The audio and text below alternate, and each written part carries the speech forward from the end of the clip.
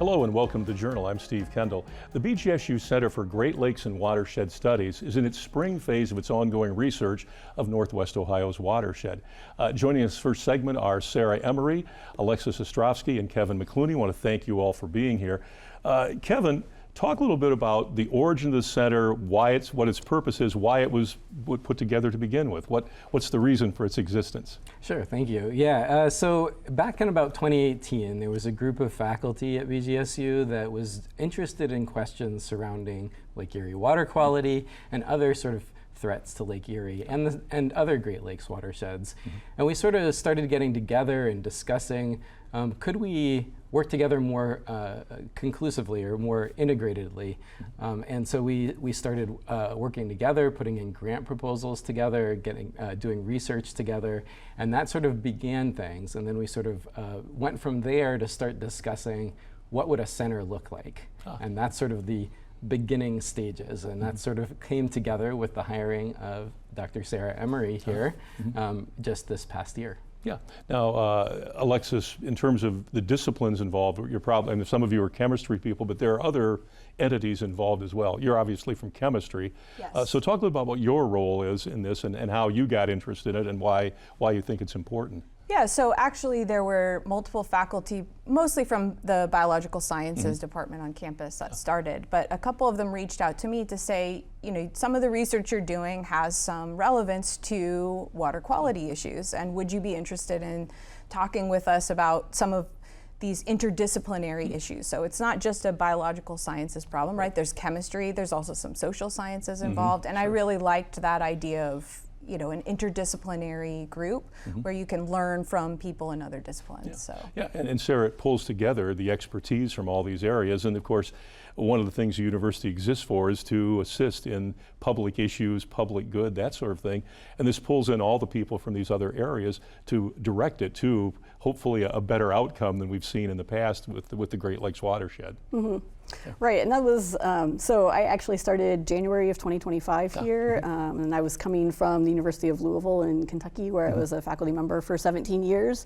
And one of the things that really attracted me to the center and BGSU was this collaborative, kind of integrative approach to research, especially focused on the Great Lakes. So I worked in Great Lakes systems for 20 years, but I was kind of alone in Kentucky. And so to be able to come here and work with people in biology and chemistry and geosciences has been just a really exciting opportunity for me. And then I also am really passionate about interdisciplinary collaborations, especially between the arts and the sciences, and I see some potential there as well for kind of thinking about Great Lakes issues. Sure, and you know, one of you mentioned the social sciences, because it's one thing to be able to get all of this information, go out and say, hey, here's what's going on. Then there's the perception that the public has of what's going on and what the impact is, how they feel, because it does affect people's lives, hopefully from a positive perspective.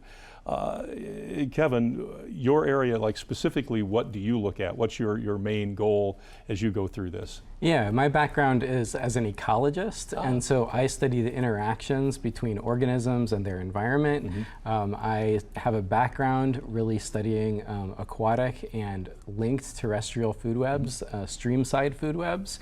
But I've moved from there to looking at questions of how plants and animals influence nutrient cycling and how that influences water quality, how we have introduced contaminants that come in from wastewater treatment plants that might influence those food webs. So a variety of things, as well as sort of looking at what are the sources of phosphate coming into the watershed, and how do agricultural management practices influence the nutrients and what goes from the fields themselves into the water. So many different things. Yeah, and Alexis, your area?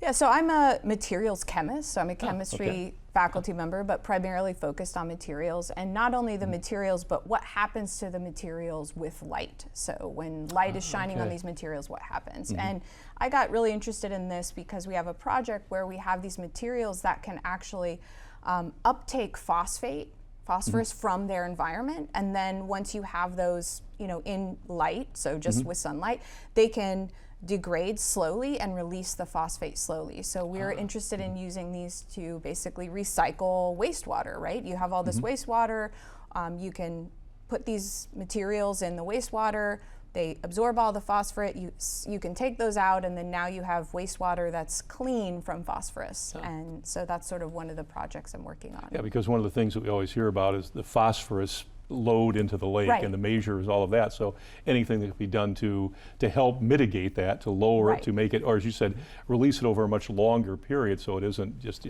causing all the issues that have seen in the last 20 years on the lake. And of course some of the inland lakes too as well. Those watersheds have been affected by that kind of stuff too.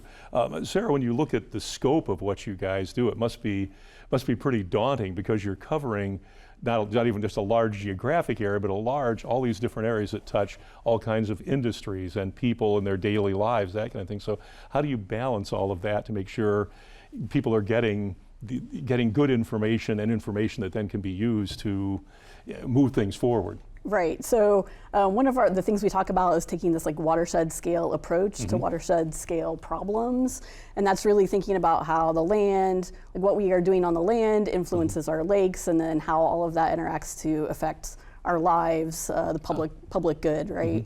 And so I think that's one thing that sets our center apart from some other, there's several centers focused on Great Lakes issues, but I feel like our center here at BGSU is really taking this holistic approach to, working with farmers, working with, green spaces in urban areas, working with water quality in streams, all the way to coastal management for erosion control and how to creatively use dredge materials from the Toledo Harbor in a sustainable way.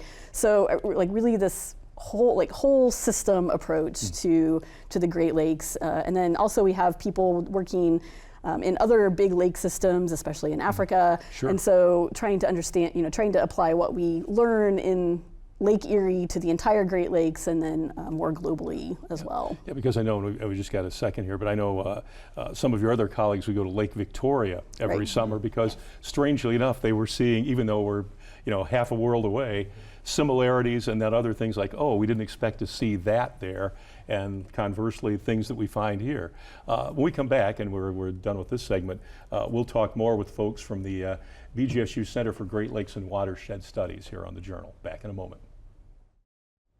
Thank you for staying with us on The Journal. We're joined by members of the BGSU Center for Great Lakes and Watershed Studies. We have Sarah Emery, Kevin McClooney, and we're joined by Bob Midden. Sarah, when we left that last segment, we were talking about the fact that BGSU researchers travel the world, because this is not just a Great Lakes, U.S. regional issue. This is a global issue, and studying the globe, the issues that are going on, algae blooms all over this country and all over the world, does provide us insight into what we do here. Yeah, and I think, when people think about the problems in the Great Lakes, I think these harmful algal blooms are probably the most noticeable aspect of problems, especially in the western basin of Lake Erie, though now Lake Superior is starting to have some algal bloom issues and trying to learn some lessons from what we know in Lake Erie. And we also know that the algal blooms in Lake Erie and globally have a lot of contributing factors. So nutrient runoff from agricultural fields, but also nutrient runoff from other kinds of land. And then climate change is also contributing to algal blooms. So for example, harmful algal blooms in Lake Erie are lasting about a month longer now than they did in the 1990s because of increases in temperature, increases in heavy rain events that lead to storm runoff. And so we have faculty here who are doing some really great research trying to understand and try to mitigate some of these contributing factors to these harmful algal blooms. Well, and you mentioned the temperatures, because for years, and I've grown up here my entire life, Lake Erie always froze in the wintertime. I mean, they had to go out, they'd have to break the ice to keep the shipping going. And there were years where there was hardly any ice on the lake, and that obviously is a indication of the warming of the temperatures and the different change in the way the weather patterns roll through here, that sort of thing, which we don't necessarily link that initially to what goes on in the biology of the lake and what's going on in it, under it, that kind of thing, but that's a huge impact. Right, yeah. So, I mean, this past year was kind of an exception in that Lake Erie It actually froze for the first time in a while, yeah. But that freeze process is really important for the kind of beneficial algae that we need early in the season. And then, so over time, though, we are seeing a reduce in ice cover, increased temperatures, and all that is making it more difficult to manage. So even if we are able to reduce our nutrient inputs, and we have been successful in a lot of different ways in reducing nutrient inputs to Lake Erie, there are these other things that are working against us. We don't have as much control, or exactly. can't control this. Yeah. And Bob, you're dealing with H2 Ohio, which Sarah mentioned. Talk about that, because it's a huge project. The state's investing hundreds of millions, if not billions of dollars in this to deal with some of the issues that you guys have talked about. So talk about H2 Ohio and your portion of that, because it's a large, widespread program, but talk about your focus in that area. Sure. So in fact, we have 4 faculty at BGSU who are involved in the H2 Ohio program, Kevin McClooney, Helen Michaels, and Gan-Ming Liu, in addition to me. And that's I think an important aspect of this program. So H2 Ohio was created by the state of Ohio to try to reduce the problem of harmful algal blooms, because it does pose such a huge economic threat. It's estimated maybe a threat to $2.4 billion in sales and income tax alone in the 8 counties along the shore of the western Lake Erie. And also, of course, a huge environmental risk, as well as a public health risk because of the toxins that are produced. So the state has been willing to invest a considerable amount of money to try 3 different approaches, major approaches to reducing this problem. They've devoted some money to the Ohio EPA and money to Ohio Department of Agriculture to encourage farmers to adopt certain agricultural practices prior research shown can reduce the loss of phosphorus and nitrogen from their fields, which is driving the blooms. But the part that we're involved with is money devoted to the Ohio Department of Natural Resources to create and restore a large number of wetlands, because wetlands are kind of like the kidneys of the landscape, the filter of the environment, and they're capable of removing or reducing the amount of phosphorus and nitrogen that gets into the destination water bodies where the problems arise. But they can vary enormously in their effectiveness, can even be counterproductive at times. So ODNR, the Ohio Department of Natural Resources, wisely decided to devote a significant amount of money, a small but significant amount, to a team of 10 lead scientists at 6 universities, each with different areas of disciplinary expertise, to work very collaboratively and cooperatively to try to determine, first of all, how effective these wetlands are, but also to learn more about all the factors that influence their effectiveness, so that wetlands can be used in the most cost-effective way in the future as a means of reducing this problem to a tolerable level. Yeah, and Kevin, obviously your area of wetlands are a huge part of what you look at, as well as other parts of the watershed. Yeah, and our role in the larger monitoring program is to look at vegetation and how vegetation can influence the amount of nutrients that are captured by the wetlands. And we're finding that some particular species play a larger role. So we can give advice to managers that if you want to increase the nutrient retention in this wetland, plant more of these particular plant species and you'll maximize that. Yeah. Now, are there species that are counterproductive to this process, that do more damage than good that we see? Because I know there are invasive species in terms of plants that, especially around water, you'll see almost anything grow. Yeah. Are there some that we should say, let's get rid of that because it's actually making it worse rather than better? Right, yeah, so there's a variety, we're still looking at that question, but cattails are very common, very competitive, and they can take over wetlands, but they do take up a lot of nutrients. However, they have sort of negative effects on the larger biodiversity of the wetlands. So what we're finding is there's some other species that can sort of take up equal amount of nutrients, help filter out those nutrients, but are not negative for biodiversity. They aren't going to they're going to keep other plants and other things from being affected there. Because I mean, you drive by any farm pond that isn't being heavily treated, and there's the cattails. Once you have to go out there and almost eradicate them on a daily basis. Exactly. And if you think you've got them, they're there. So obviously educating people, we've got just a moment here in this segment.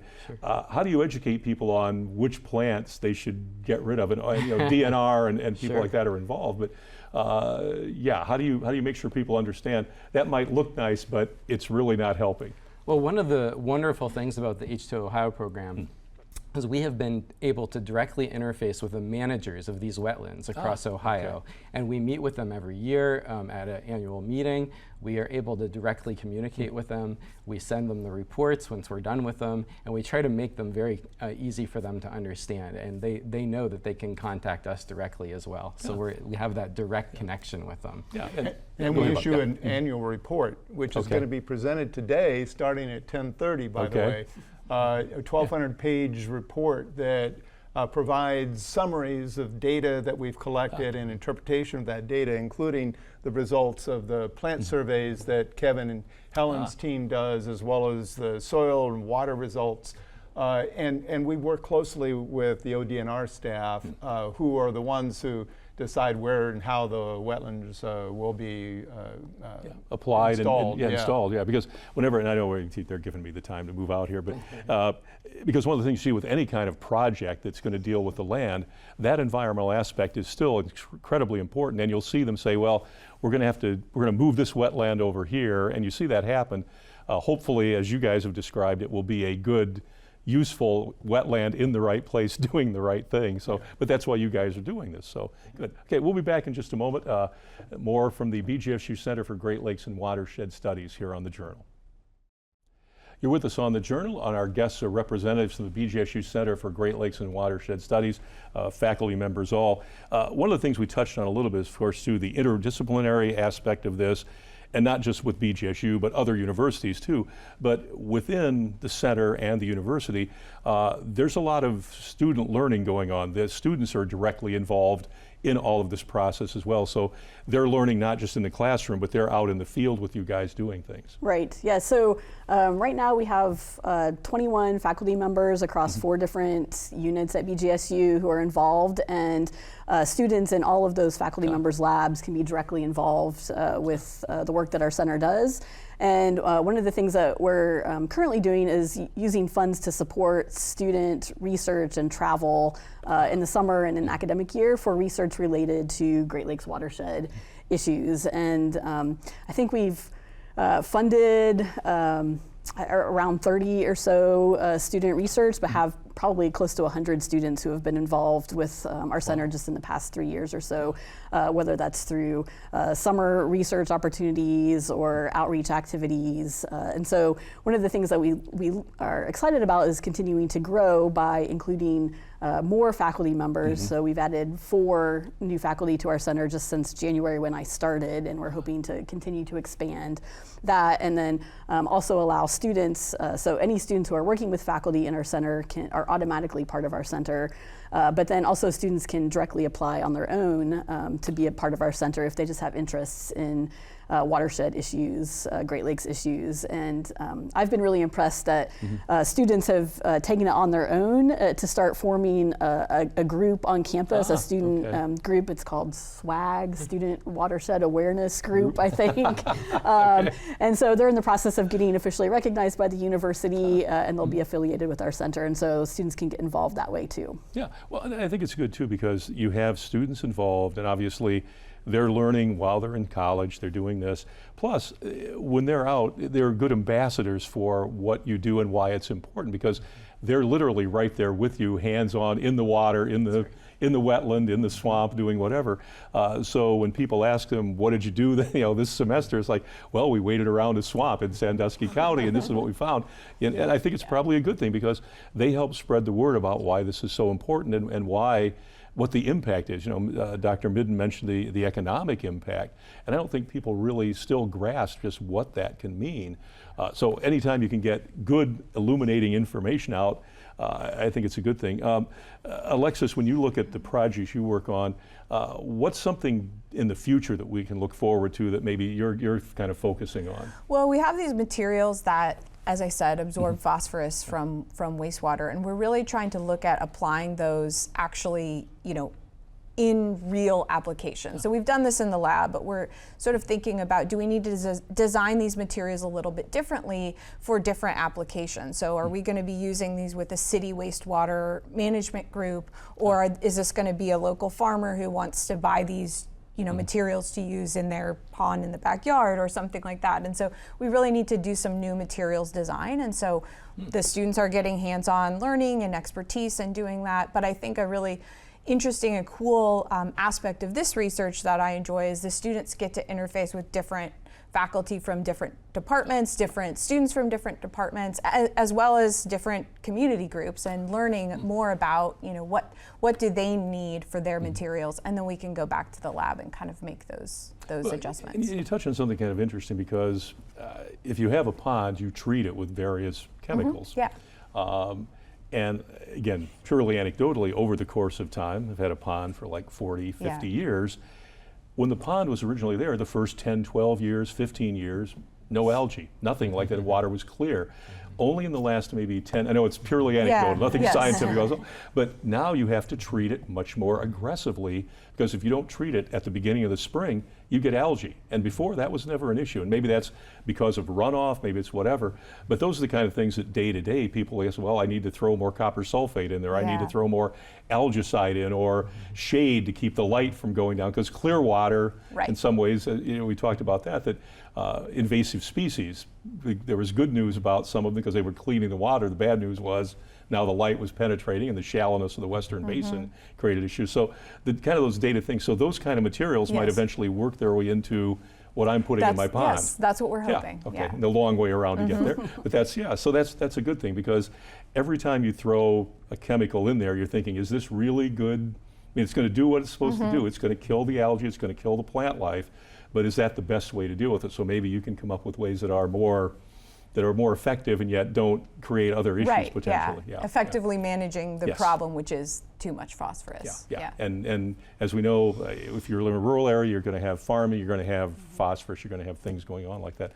But Kevin, from your perspective, what's on your downstream agenda here, your vision? Yeah, I think involving students more in the research is definitely going to be great. We have been talking about creating specializations or actual degree programs, including a graduate degree program that is focused on watershed studies, that gives students more of this holistic, integrative feeling. So Alexis talked a little bit about that as an opportunity where they get to learn things from other faculty members in other areas. I don't know about your own experience as a student, but students don't necessarily take the path that they originally intended, right? And so these other experiences with people outside their main focus area might help them in their entire career, and they don't know that at the time. So that having that integrative educational experience is very valuable. And they might find out, hey, you know what? I thought I wanted to do this. This is this is a passion for me now. So it speaks to the fact that you need that wide range of experience in college, not just a single track that says, well, here's what I want to do, and you don't see anything on either side of it. So there's that advantage. And plus, I think, as I said earlier, you're bringing people in who may not have had exposure to the kind of things that we're talking about, and they're like, wow, I had no idea it was this kind of impact. This is why this looks like that. This is why we have to do these things. And Sarah, you talk about the fact that you've added more faculty, you want to expand these programs. Obviously, this is an area that's not going to go away. I joke about the fact that the one thing that's evergreen in Ohio is algae blooms in the spring, along with redistricting discussions. That's the other thing we get into.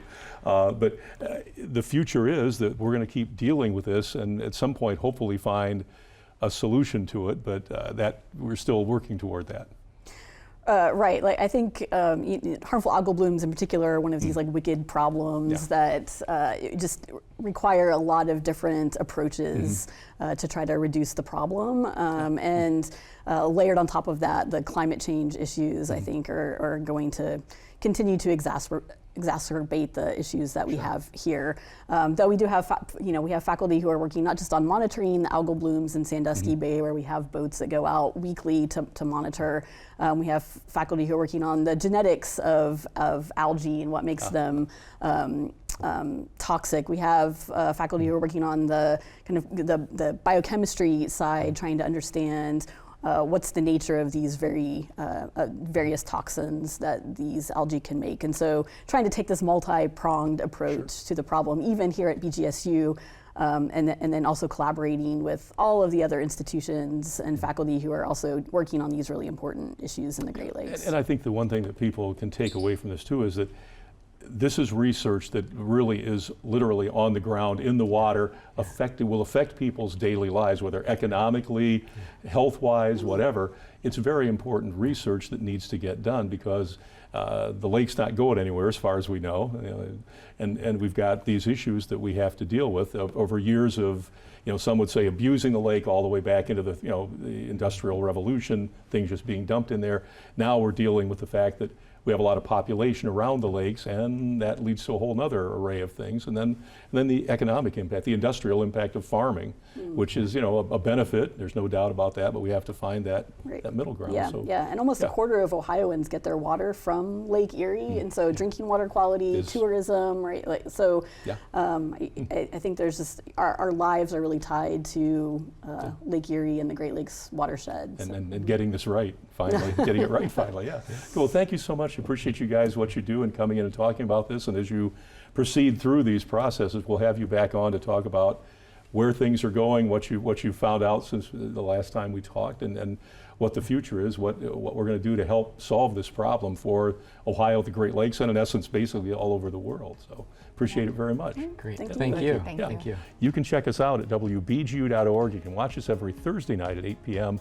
on WBGU-PBS. We'll see you again next time. Good night and good luck.